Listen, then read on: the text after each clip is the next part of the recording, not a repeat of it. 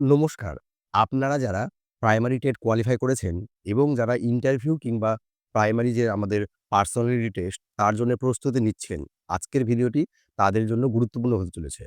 কেননা আজকের ভিডিওতে আমরা সেই সমস্ত বিষয় নিয়ে আলোচনা করব, যেগুলো ইন্টারভিউ বোর্ডে যাবার আগে আমাদের অবশ্যই মনে রাখতে হবে এবং সেই সমস্ত ভুলগুলো নিয়ে আলোচনা করব, যে ভুলগুলো আমাদের ইন্টারভিউ বোর্ডে যাওয়ার আগে আমাদের এড়িয়ে যেতে হবে। ইন্টারভিউ বোর্ডে গিয়ে যেন সেই ভুলগুলো আমাদের না হয়। তাহলে চলুন আজকে আমরা সময় নষ্ট না করে আমরা শুরু করি আজকের এই গুরুত্বপূর্ণ ইন্টারভিউ রিলেটেড ভিডিও। ঠিক আছে? ১ম এই আমরা আসবো পড়াশোনার ব্যাপারে। অর্থাৎ ইন্টারভিউয়াররা আমাদের কি প্রশ্ন করে থাকেন বা করবেন এটা আমরা আইডিয়া করতে পারি প্রিভিয়াস যে আমাদের ইন্টারভিউ গুলো হয়েছে সেখান থেকে। তো ১ম এই আমরা যে বিষয়টাতে আসবো সেটা হচ্ছে নিজের জেলা। আপনি অবশ্যই আপনার নিজের জেলা সম্পর্কে খুঁটিনাটি বিষয় জেনে যাবেন। আর এর সাথে আপনার জেলার বিভিন্ন যে বিখ্যাত ব্যক্তিত্ব কিংবা বিভিন্ন নদ-নদী এবং আপনার জেলায় সম্প্রতি কোনো বিশেষ ঘটনা ঘটেছে কিনা তার উপর অবশ্যই নজর রেখে যাবেন। নজর রেখে যাওয়া মানে সেখান থেকে যদি ইন্টারভিউয়াররা আপনাকে প্রশ্ন করে, তাহলে অবশ্যই সেটা কনফিডেন্টলি আপনি উত্তর দিয়ে আসবেন। তাহলে উনাদের মধ্যে কি ধারণা হবে যে, না, আমার যে ক্যান্ডিডেট, সে ক্যান্ডিডেট তার নিজের জেলা সম্পর্কে একটা সুস্পষ্ট ধারণা থাকে বা রাখে। ঠিক আছে? এরপর আমরা আসবো যে বিষয় থেকে একটা প্রশ্ন বারবারই করে থাকে, সেটা হচ্ছে আমাদের পাঠ্য বই। আমাদের কি করতে হবে? ১ম শ্রেণী থেকে ৫ম শ্রেণী পর্যন্ত সমস্ত পাঠ্য বইয়ের নাম এবং পাঠ্য বইয়ের মধ্যে কি আছে সেইটা আমাদের মনে রাখতে হবে। এটা একটু খুবই কঠিন হবে, কিন্তু করতে হবে। ভালো যদি ইন্টারভিউ দিতে হয়, ইন্টারভিউতে যদি ভালো স্কোর করতে হয় তাহলে এটা করতে হবে। আর আমরা কি করব? আমরা দেখব পরিবেশ বই। ৩, ৪, ৫ এর পরিবেশ বই। এই পরিবেশ বই যদি আমরা থরোলি পড়ি, তাহলে আমাদের একটা সুস্পষ্ট ধারণা জন্মাবে। আমরা বুঝতে পারব যে কোন বিষয়ে আমরা বেশি হচ্ছে আ বা যে আমাদের ডেমো আছে, সেই ডেমো সম্বন্ধে আমরা কিভাবে তৈরি করব নিজেদের, সেটা আমরা এই পরিবেশ বই এবং অঙ্ক বই পড়লে আমরা অনেকটা কি করব? বুঝতে পারব। এর সাথে আমরা দেখব কিভাবে আমরা শিশুদের যুক্তাক্ষর কিংবা আ সহজ সাপটা কতকগুলো গাণিতিক যে ব্যাখ্যা, সেগুলো আমরা নিজেদের মধ্যে পড়াশোনা করে এই পাঠ্য বইগুলো থেকে আমরা কি করব? তৈরি করে রাখবো। যাতে আমাদের ইন্টারভিউয়াররা প্রশ্ন করলে আমরা সেগুলো কনফিডেন্টলি বলতে পারি। ইন্টারভিউ মানে শুধু আমাদের কিন্তু প্রশ্ন উত্তর নয়। এখানে দেখা হয় যে একটা ক্যান্ডিডেট যদি কোনো প্রশ্ন না পারে, তাহলে তিনি সেটা কিভাবে হ্যান্ডেল করছেন। ঠিক আছে? তার জন্যে আমাদের কিন্তু তৈরি থাকতে হবে। আমরা কোনো প্রশ্ন নাও করতে পারি বা আমরা কোনো প্রশ্ন নাও পারতে পারি। সেটা আমরা কিভাবে হ্যান্ডেল করব সেটা আমরা শিখবো আস্তে। ঠিক আছে? তো চলো নেক্সট বিষয়ে আমরা আসি। নেক্সট বিষয় হচ্ছে আমাদের পেডাগজি। আমরা যে ডিএলএড আমাদের কোর্স করেছি সেখানে সবাই আমরা পেডাগজি পড়েছি। তো আমাদের মধ্যে আমি বলতেই পারি যে যারা টেট পাস করেছেন আপনারা, তারা অবশ্যই চাইল্ড সাইকোলজি বা আমাদের যে পেডাগজি আছে সেটা সম্বন্ধে একটা স্পষ্ট ধারণা আছে। তা না হলে আমরা টেট পাস করতে কিন্তু পারতাম না। সকলেই আমরা চাইল্ড পেডাগজি কিংবা আমাদের যে চাইল্ড সাইকোলজি এটা আমরা মোটামুটি জানি। ঠিক আছে? তবেই আমরা টেট পাস করেছি। ঠিক আছে? তো এখান থেকে কিন্তু এই পেডাগজি থেকে একটা প্রশ্ন কিন্তু এক্সামিনার বা আমাদের যে ইন্টারভিউয়াররা থাকবেন, তিনারা কিন্তু করবেন। যেমন ধরুন যে সিসিই কি? ঠিক আছে? বা পিকক মডেল কি? আমাদের ক্লাসরুমে গিয়ে শিশুদের কোনো আচরণগত যদি সমস্যা হয়, সেটা আমরা কি করে আ ট্যাকেল করব? সেই প্রশ্ন, এরকম ধরনের যে পেডাগজি রিলেটেড প্রশ্ন, সেগুলো কিন্তু আমাদের ইন্টারভিউয়াররা একটা করে থাকেন। তো এগুলো আমরা পারবো। এগুলো জাস্ট আমরা একবার দেখে নেব। দেখে নিয়ে কিন্তু আমরা ইন্টারভিউ বোর্ডে ইন্টারভিউ দিতে যাব।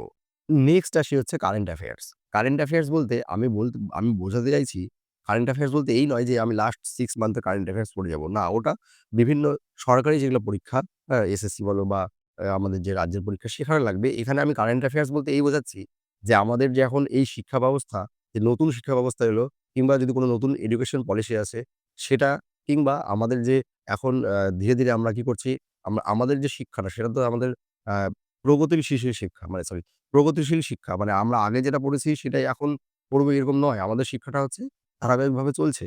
তো এরকম যদি কোনো নতুন পলিসি এসে থাকে, যেমন আমাদের যে ন্যাশনাল এডুকেশন পলিসি 2020 এসেছে, সেটা নিয়ে আমাদের জানতে হবে। আমাদের এনসিএফ ২০০৫ জানতে হবে, আরটিই অ্যাক্ট জানতে হবে। এগুলো আমি বলছি। ঠিক আছে? নেক্সট আমাদের বিভিন্ন সরকারি প্রকল্প জানতে হবে। যেমন নির্মল বিদ্যালয়, mid day meal, Aikyashree, Shikshashree, এগুলো নিয়ে কিন্তু আমাদের মনের মধ্যে একটা স্পষ্ট ধারণা লাগবে। তাহলেই আমাদের মধ্যে কনফিডেন্স বিল্ড হবে। হ্যাঁ, আমরা ইন্টারভিউ যাওয়ার আগে অনেকটা কনফিডেন্ট ফিল করব যে, না আমি অনেক পড়েছি। অনেক পড়েছি মানে আমি আমার যথাসাধ্য চেষ্টা করেছি। এইবার আমার ভাগ্যে যা আছে তাই হবে। ঠিক আছে? ইন্টারভিউতে কিন্তু ভাগ্যটা ম্যাটার করে। কেমন করে ম্যাটার করে? এমন অনেক ক্যান্ডিডেট আছেন যারা হচ্ছে আ যে বিষয়টা ডেমো হিসেবে তৈরি করে যান, তাদেরকে সেটাই করতে দেওয়া হয় যে, তোমাকে হচ্ছে তোমাকে মানে সরি আপনাকে বলা হলো যে, আপনার ইচ্ছামত একটা ডেমো দিন। আবার এরকমও হয় কাউকে চয়েস বেস দিয়ে দেওয়া হয় যে, আপনাকে এই ৩ টের মধ্যে একটা ডেমো দিতে হবে। তাহলে যার লাক ভালো হবে সে হচ্ছে ওটাই পাবে যে নিজে যেটা তৈরি করে গিয়েছিল সেইটাই হচ্ছে তিনি দিতে পারবেন ওখানে গিয়ে। বোঝা গেল? তো এভাবে কিন্তু লাক ম্যাটার করে। আমরা এতক্ষণ আলোচনা করলাম বিভিন্ন পড়াশোনার বিষয়ে। এইবার আমরা আসব সেই গুরুত্বপূর্ণ বিষয় যেটার উপর আপনার সিলেকশন কিন্তু নির্ভর করবে। সেটা আপনারা নিশ্চয়ই গেস করে ফেলেছেন সেটা হচ্ছে ডেমো ক্লাস। আমি কি বললাম? ডেমো ক্লাসে কিন্তু অনেকটা ভাগ্য বা লাক ম্যাটার করে। কিরকম? আমি সেটা বললাম যে আপনি যেটা তৈরি করে গেলেন ইন্টারভিউয়ার আপনাকে সেটাই করতে বলল। সেটা করতে বলল এই সেন্সে যে আপনার নিজে থেকে একটা করতে বলল। তখন আপনি যেটা তৈরি করে গেছেন সেটা বলবেন। আর যদি ওনারা একটা টপিক দেন, তাহলে কিন্তু ঘাবড়াওয়া বা ভয় পেয়ে আমরা সেখান থেকে মানে কি বলবো? মানে এরকম তোতলাতে শুরু করব না। কারণ আমরা ওটাকে হ্যান্ডেল করব। আমরা টেট পাস করেছি। আমাদের মধ্যে সেই ধারণা আছে কি করে আমরা বাচ্চাদের পড়াশোনা শেখাবো। সেরকম যদি কোনো প্রবলেম তারা দেয়, সেটা আমাদের কিন্তু ডেমো করে দেখাতে হবে।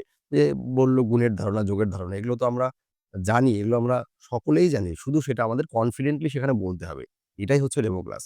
তাহলে ডেমো ক্লাসে কিন্তু আমাদের কি দেখা হবে? ব্যক্তিত্ব দেখা হবে। ঠিক আছে? সঙ্গে আমাদের বডি ল্যাঙ্গুয়েজ দেখা হবে। আমরা অবশ্যই মুখে হাসি নিয়ে কথা বলব।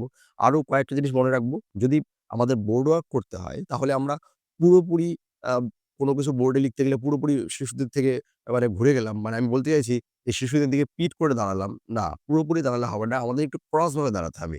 এগুলোই হচ্ছে আমাদের ডেমো ক্লাসের কিন্তু একটা গুরুত্বপূর্ণ দিক বা ভাইটাল পয়েন্টস যেগুলো আমাদের মনে রাখতে হবে। আর এর মধ্যে আমরা এই যে সময় পাচ্ছি, আমাদের কয়েকটি জেলার আমাদের দিয়েছেন, হ্যাঁ? ওনারা যে এই তারিখে ইন্টারভিউ হবে। তো এর মধ্যে আমরা কি করব? মোটামুটি আমি বলব প্রত্যেকটা বিষয় থেকে অন্ততপক্ষে ২-৩ টে করে টপিক আমাদের তৈরি করে রাখতে হবে ডেমো ক্লাসের জন্য। যেমন আমি কয়েকটা উদাহরণ দিই। মৌলিক সংখ্যা মানে যদি আমি গাণিতিক উদাহরণ দিই তাহলে কতকগুলো দেখো মৌলিক সংখ্যার ধারণা, যোগের ধারণা, গুণের ধারণা। হ্যাঁ, এবার যদি আমরা পরিবেশ থেকে আসি, পরিবেশ থেকে আমাদের অমাবস্যা পূর্ণিমা যদি বলেন, তারপরে হচ্ছে আরো যেগুলো পরিবেশের টপিক আছে, সেগুলো যদি বলেন, সেগুলো আমাদের নিজে থেকে দেখতে হবে যে আমরা কোনগুলোতে বেশি কমফোর্টেবল সেগুলো আমরা তৈরি করে রাখবো। ইংরেজি থেকে আমরা করব একটা, বাংলা থেকে অবশ্যই করব। ঠিক আছে? তো প্রত্যেকটা যে বাংলা কবিতা আছে সেগুলো আমরা পড়ব। মুখস্থ না করে কিন্তু কবিতা পড়ে যাতে উনারা প্রশ্ন করলে কিছুটা বলতে পারি আমরা যে আমরা জানি অতটুকু যেন উনারা বুঝতে পারেন। ঠিক আছে? এটা আমাদের কিন্তু উনাদের বোঝাতে হবে যে না আমরা জানি ব্যাপারগুলো আমরা কিন্তু কাজ করে এসেছি। বোঝা গেল? আরেকটা কথা ডেমো ক্লাসে কিন্তু আমাদের ভাষাটাকে অবশ্যই মান্য চলিত ভাষায় করতে হবে।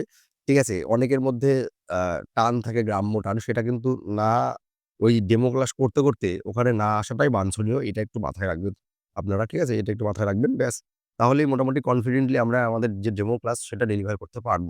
এটা আমি আশা রাখি। কারণ আমরা সকলেই কিন্তু এখন কিন্তু টেটের যে কোশ্চেন লেভেল সেটা কিন্তু অনেকটাই স্ট্যান্ডার্ড। অনেকটা মানে অনেকটাই স্ট্যান্ডার্ড।